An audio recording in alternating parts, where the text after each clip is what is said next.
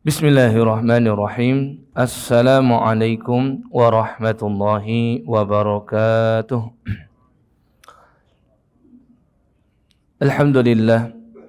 Alhamdulillahi wahdah. Wassalatu wassalamu ala man la nabiyya ba'dah.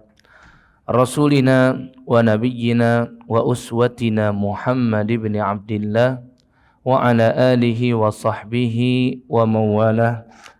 Amma ba'du, ikhwatal iman wa muslimin dan muslimat jamaah salat zuhur yang dirahmati oleh Allah Subhanahu wa taala. Puja puji syukur kita panjatkan kepada Allah. Allah pertemukan kita kembali di masjid yang penuh dengan kemuliaan ini demi melaksanakan salat zuhur secara berjamaah. Kita memanjatkan doa kepada Allah, kita melangitkan zikir untuk Allah, dan kita mengagungkan Allah lewat ibadah solat kita. Semoga ibadah solat yang kita kerjakan barusan diterima oleh Allah Subhanahu wa taala. Amin ya rabbal alamin. Sallallahu alaihi wasallam kita sampaikan, kita haturkan kepada Nabi besar Nabi Muhammad sallallahu alaihi wasallam. Jamaah salat zuhur yang dimuliakan Allah Subhanahu wa taala, kita lanjutkan lagi dengan izin Allah kitab lebih dari 1000 amalan sunnah Nabi dalam sehari dan semalam. Kita masih pada pembahasan solat, yaitu adalah sunnah Nabi yang berkaitan dengan perbuatan. Sudah kita sampaikan dari poin A sampai dengan poin F, yaitu tentang mengangkat kedua tangan dan mengucapkan takbir, kemudian mengangkat kedua tangan ketika ruku', kemudian mengangkat kedua tangan ketika bangun dari ruku' atau i'tidal, dan mengangkat kedua tangan setiap kali tahiyat. Dan A sampai D ini adalah bersumber dari hadis Nabi yang diriwayatkan sahabat Ibnu Umar, bahwasannya 4 kali takbir yang Nabi kerjakan atau 4 kali angkat tangan yang Nabi lakukan ketika beliau sholat. Kemudian juga mengangkat kedua tangan dan menurunkannya secara bersamaan, itu hendaklah jari jemari, yaitu tidak dibuka, dilebarkan, tidak juga dirapatkan betul-betul, akan tetapi antara keduanya. Karena sahabat Abu Hurairah pernah memberikan tutorialnya kepada para tabi'in, dan saat itu yang meriwayatkannya adalah seorang tabi'in yang bernama Abu Amir, dan Abu Amir menjelaskan kepada orang berikutnya, karena silsilah perawi diceritakan dari satu mulut ke mulut berikutnya, setiap kali diceritakan sembari diperagakan. Dan ternyata diperagakan oleh Abu Amir bahwasannya tangannya tidak dilebarkan seperti ini, tidak juga dirapatkan, akan tetapi antara keduanya biasa saja.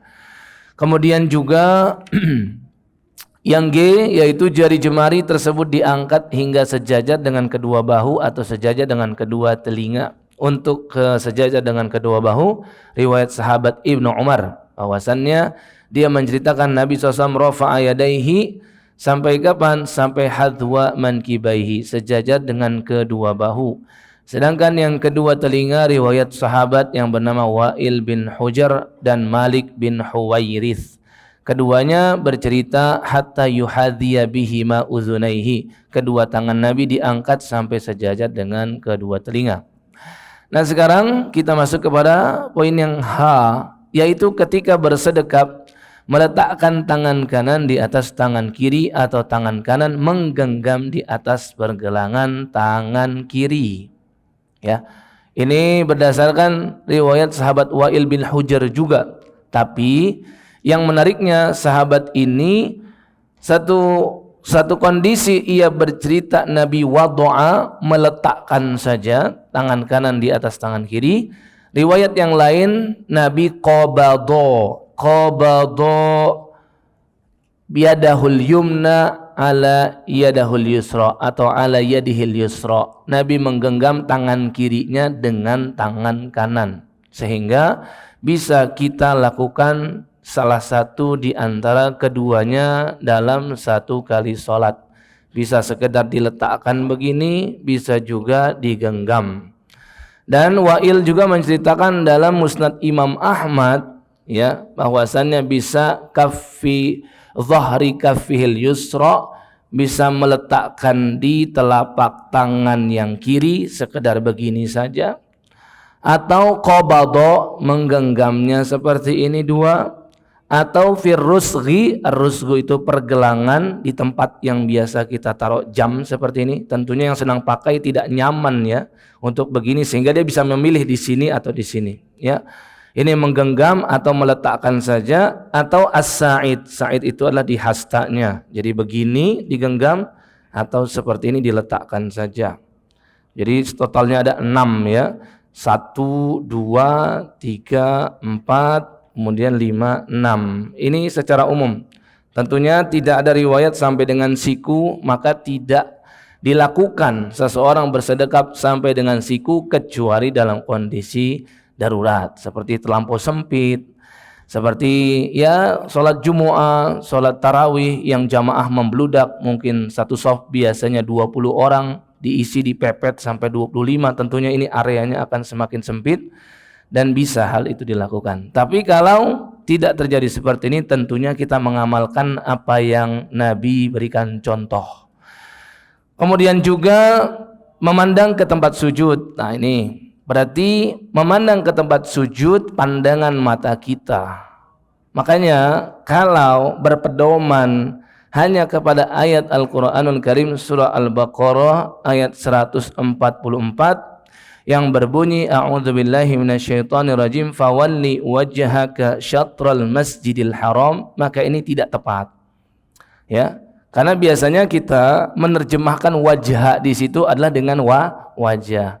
Fawalli, hadapkanlah wajhaka, wajahmu wahai Muhammad, syatral masjidil haram, ke arah masjidil haram. Kita mengerti bahwasannya ayat Al-Quran itu diterangkan oleh Nabi Muhammad SAW, sehingga tidak bisa serampangan kita mengamalkan ayat hanya bermodalkan terjemahan saja. Dan diutusnya Nabi kita diantaranya menerangkan cara mengamalkan ayat Al-Quran yang benar. Ternyata walaupun ayatnya wajhaka itu wajah ke Masjidil Haram, bukan berarti wajah kepala kita lurus seperti ini. Karena dalam bahasa Arab pun kata wajhun bisa bermakna 2. Wajhun untuk makna yang umum, yaitu bagian depan, dan wajhun untuk makna yang khusus, yaitu wajah yang ada pada kepala kita. Ternyata di ayat ini yang dikehendaki Allah adalah wajhun dengan makna yang umum, yaitu bagian depan. Sehingga tubuh kita seperti ini bagian depan. Dikatakan mengamalkan ayat ini ketika kepala, bagian badan ini semua menghadap ke kiblat, sehingga kaki pun jari jemari jangan dibuat seperti ini, tapi dibuat lurus jari jemarinya, sehingga totalitas dalam mengamalkan ayat ini bagian depan tubuh kita semuanya ke arah Masjidil Haram.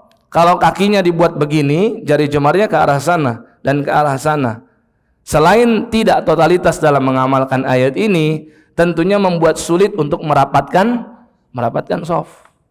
Karena mohon maaf, di tengah masyarakat ketika kami coba survei alasan tidak merapatkan shaf, ada di antara mereka yang beralaskan geli gitu. Alasannya geli. Gelinya ternyata apa? Ya karena posisi kaki begini, sehingga kulit orang lain bukan menyentuh kulit, tapi menyentuh ujung kuku dari kelingking. Kalau begini nih posisi kakinya. Tapi kalau lurus seperti ini, insya Allah kulit kaki ketemu dengan kulit kaki, dan meminimalisir terjadinya rasa geli, ya. Dan seharusnya kalau memang seperti ini alasan geli, dia perlu bersabar seharusnya. Ya, ini yang lebih tepat, bukan justru ditinggalkan. Karena merapatkan shaf ini, walaupun ulama selisih pendapat hukumnya, jumhur mengatakan sunnah yang muakkadah dan ulama Hanabilah mengatakan ini wajib. Akan tetapi terlepas daripada itu, adanya celah pada shaf ini membuat diisi oleh syaitan, yang mana syaitan ini bisa mengganggu sholat kita. Yuqalu lahu khanzab, kata Nabi, nama syaitan tersebut adalah khanzab. Dan tupoksinya si khanzab ini adalah mengganggu sepanjang kita sholat. Uzkur kaza wa kaza, dari tengah sholat kita disuruh ingat ini ingat itu, sehingga mengingat hal-hal yang lain di luar bacaan sholat. Kemudian dia memukul dari arah depan, dari arah belakang, sehingga kadang-kadang di tengah sholat kita merasa seperti ada yang keluar, ya, seperti ada yang keluar, menjadi was-was akhirnya, tadi keluar atau tidak? Aduh, enggak kayaknya. Tadi keluar. Itu tugasnya konsep tuh. Kemudian kadang-kadang membuat kita lupa sudah berapa rakaat. Nah, si konsep ini ya berada di celah-celah soft itu. Makanya sangat penting di luar selisih pendapat ulama antara sunnah ataupun wajib, merapatkan soft itu sangatlah penting. Sangat-sangat penting. Bukan berarti ketika jumhur mengatakan sunnah berarti ditinggalkan. Enggak. Justru ini menunjukkan penting khilaf di antara mereka antara yang mengatakan sunnah atau mengatakan wajib. Yang mengatakan wajib biasanya karena mereka mendengar hadis Nabi SAW, jika tidak diratakan, tidak dirapatkan, tidak disamakan, ini membuat perpecahan. Fatakhtalifa qulubukum, kata Nabi. Dan menutup celah terjadinya perpecahan itu adalah kewajiban. Sehingga kalau ada suatu perbuatan yang bisa membuat terjadi perpecahan, maka perbuatan itu wajib untuk dihindari. Dengan sebab hadis inilah kenapa ulama Hanabilah mengatakan merapatkan soft itu adalah kewajiban.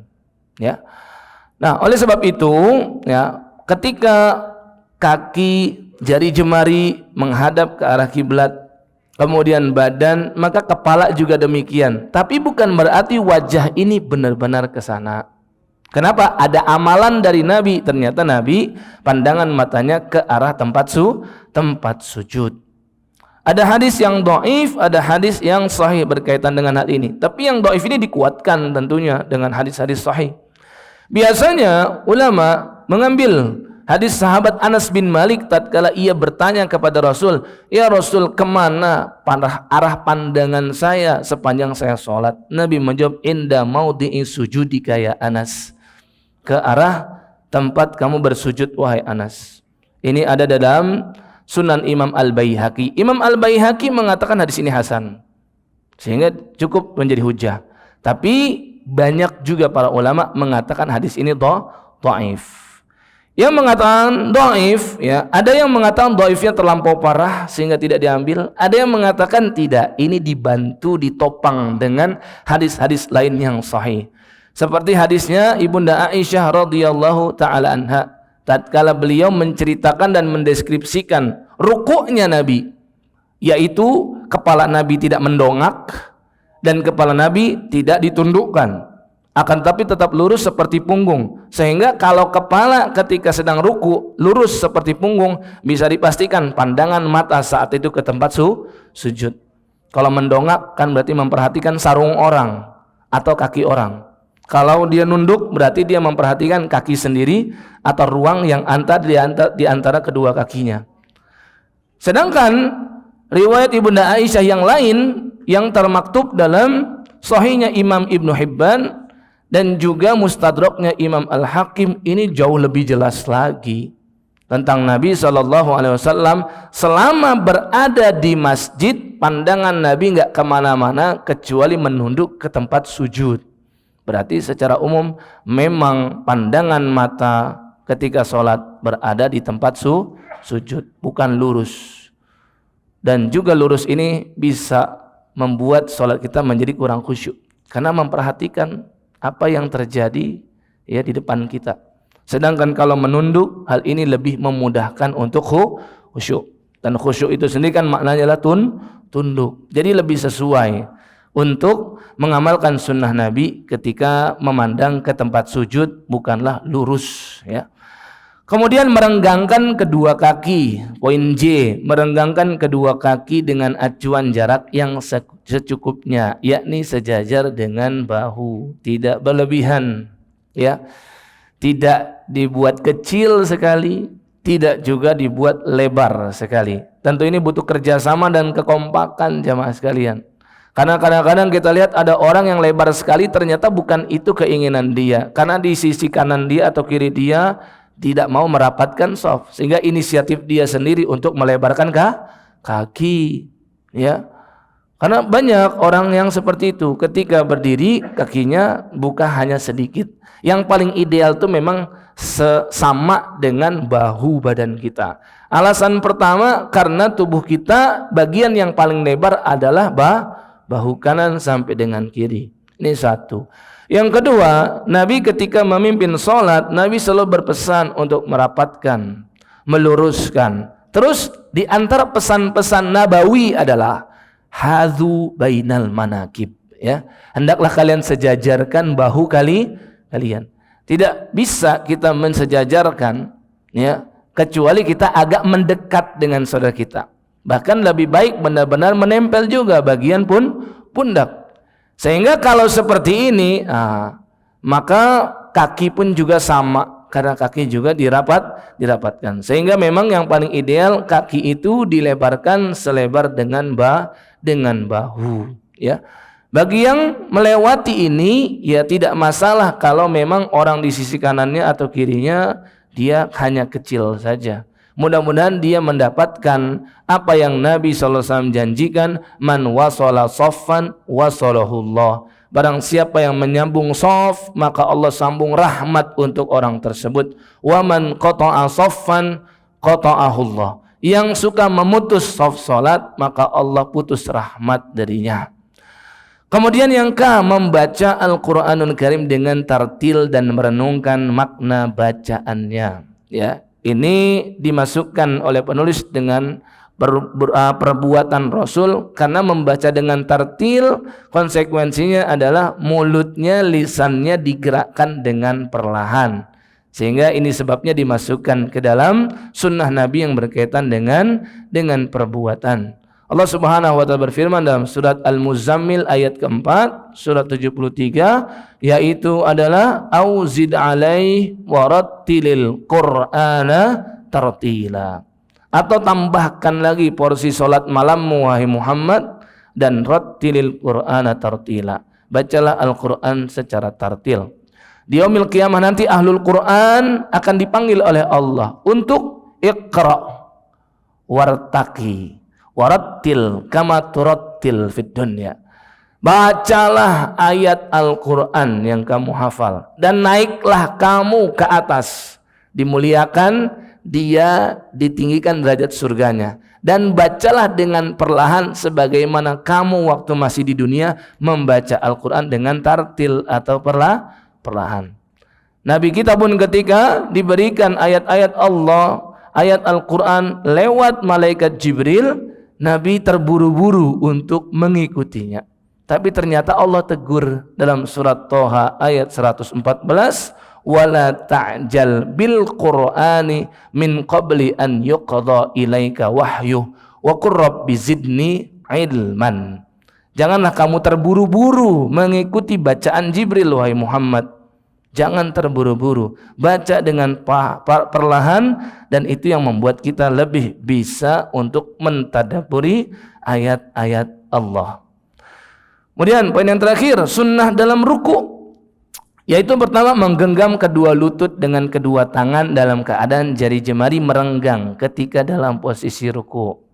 Menggenggam kedua lutut, jangan di atasnya, jangan pula di bawahnya, benar-benar di batok lututnya. Karena untuk hal ini kami temukan dari sahabat yang mendeskripsikan paling rinci, amkana min rukbataihi.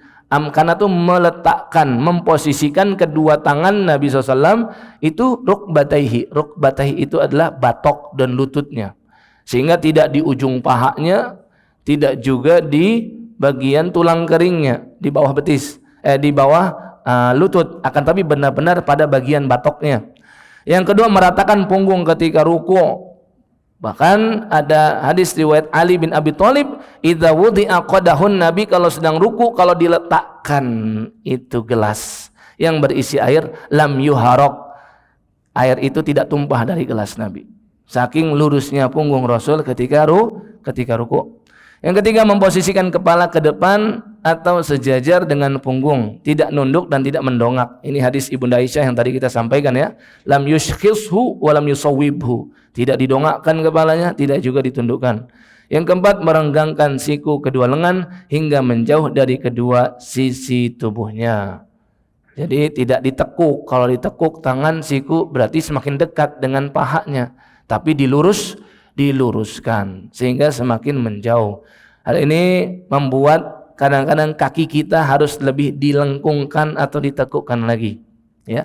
Tentunya bagi yang sudah faktor usia, dan yang sudah bermasalah pada kakinya seperti sendinya sudah bermasalah, hal ini agak sulit untuk diamalkan sehingga kembalikan kepada kemampuan masing-masing. Tapi bagi yang masih muda hendaklah ini diamalkan karena inilah yang dicontohkan oleh Nabi kita sallallahu alaihi wasallam. Inilah bagian akhir dari kajian hari ini. Mudah-mudahan Allah Subhanahu wa taala mudahkan kita mengamalkan sunnah Nabi ini dan mudah-mudahan Allah istiqomahkan. Amin ya rabbal alamin. Mari kita akhir dan tutup dengan melafalkan subhanakallahumma bihamdika asyhadu an la ilaha illa anta astaghfiruka wa atubu ilaik. Wassalamualaikum warahmatullahi wabarakatuh.